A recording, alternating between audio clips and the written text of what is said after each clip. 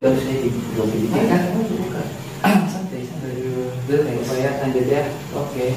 Ya jadi di video kita kali ini kita akan bikin sebuah short podcast yang di situ kita akan ngobrol ya seputar topik-topik keislaman ataupun reaction ya apapun lah ya.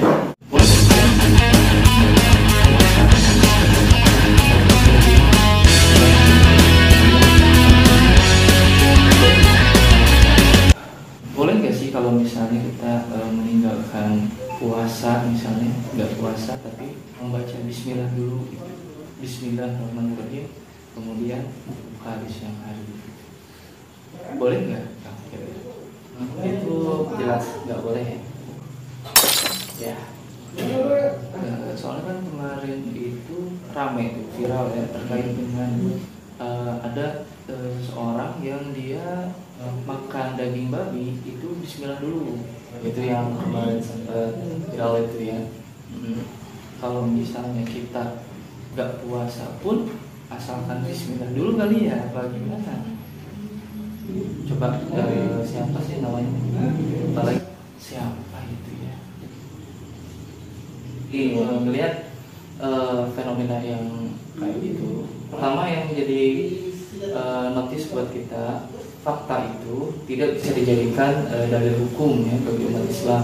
Contoh misalnya ketika ada 100 orang muslim, kemudian 98 orang diantaranya itu mengatakan bahwa makan daging babi itu halal, kemudian mereka memakannya, lalu kemudian 2 orang sisanya itu mengatakan tidak boleh dan tidak memakannya.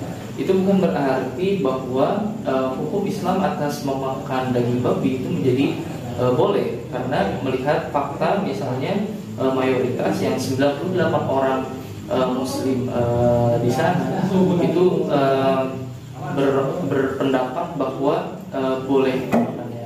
Seharusnya sebaliknya gitu ya. Iya betul ya. Seharusnya sebaliknya bahwa fakta itu seharusnya dihukumi oleh Islam. Lalu kemudian yang menjadi dasar hukum Islam apa? Tetap ya landasannya adalah dalil syar'i, yakni nasyar, Al-Quran, kemudian hadis atau sunnah, kemudian ijma' dan juga qiyas. Tidaknya 4 itu yang kemudian non-debatable gitu ya. Seluruh ulama menyepakatinya. Notis yang kedua adalah bahwa antara hak dan juga yang batil ini tidak boleh dicampur adukan, ya, harus dipisahkan. Betul ya. Jadi jelas ya, di dalam Al-Quran yang hak itu hak, yang batil itu adalah, tapi kan tergantung niatnya juga kan barangkali ya. Maksudnya kan kalau niatnya baik gitu kan, ya mungkin yang dilakukan buruk itu belum tentu buruk itu hakikatnya. Ya bisa jadi ya dengan niatan yang baik kan mungkin jadi baik juga. Nah, itu banyak banget tuh ya yang ngomong kayak gitu. Amal itu kan tergantung niatnya gitu. Banyak yang menjadikan hal tersebut sebagai bantalan dia untuk membenarkan perbuatannya gitu. Nah, sebetulnya kan konteks daripada innamal a'malu binniyat itu dalam sebuah hadis itu sebetulnya posisinya sudah benar, akan tetapi penempatannya yang keliru. Kalau misalnya hadis ini dijadikan justifikasi atas kemungkaran atau kemaksiatan gitu. Contoh misalnya meminum khamr, miras, itu kan haram dalam Islam. Lalu kemudian dengan alasan atau dengan niat meminumnya itu untuk menghangatkan diri, apakah hal tersebut menjadi boleh? Sebagian orang ada yang bilang kayak gitu, jangan salah. Ada yang bilang bahwa nggak apa-apa minum khamr karena ya niatnya itu untuk menghangatkan diri. Tentu keliru ya. Secara logika ya, untuk menghangatkan diri itu ya bisa dengan cara yang lain yang halal. misalnya mandi dengan air hangat atau minum air hangat yang simpel. Kalau misalnya ke angkringan kan di sana ada jahe hangat ya, kemudian ada wedang hangat, ada susu, masih banyak lagi gitu, ada apa lagi, bajigur, masih banyak gitu kan, hal-hal yang halal yang kemudian bisa dikonsumsi untuk menghangatkan diri gitu.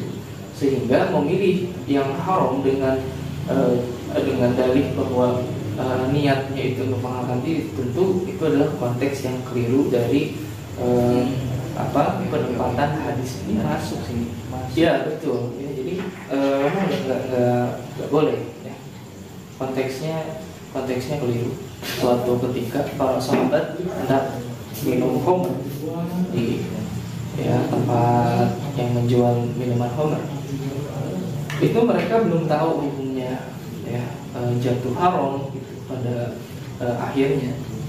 Lalu kemudian tatkala para sahabat itu hendak minum, ya, sudah dimasukkan ke mulut, datang sahabat yang lain langsung menyampaikan kepada mereka bahwasanya khamr itu sudah dilarang, ya, khamr itu sudah final hukumnya haram.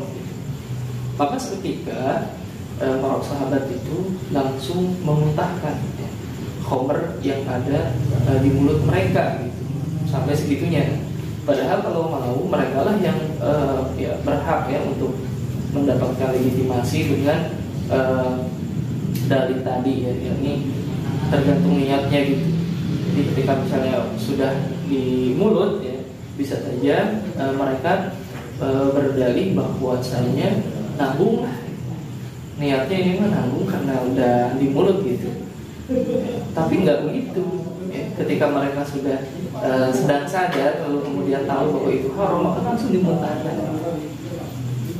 Nah, ya, jadi itu konteks yang seharusnya, ya. Jadi hadis yang tadi tidak boleh dijadikan bantalan untuk pembenar kemaksiatan atau menjustifikasi kemungkaran. Intinya begitu. Ya, kembali lagi ya ke topik awal. Jadi memang hak dan batil itu tidak boleh dicampur adukan. Itu kalau misalnya dicampur adukan akan sangat berbahaya sekali. Jadi akan ada banyak kemungkaran-kemungkaran atau kemaksiatan yang dilabeli dengan Islam, ya, seperti misalnya pacaran Islami, kan kita juga udah pernah dengar tuh, ya. Itu kalau terus dibiarkan panjang lagi ceritanya, ya. Mungkin nanti akan ada zina syar'i, korupsi halal gitu. Hak dan yang batil itu kalau misalnya dicampur adukan itu akan jadi kacau sekali, berbahaya sekali. Kacau sekali, berbahaya sekali.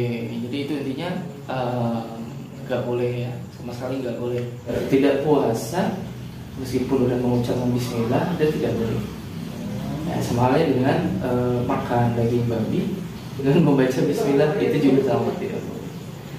Dan juga berlaku terhadap jenis makanan yang lain.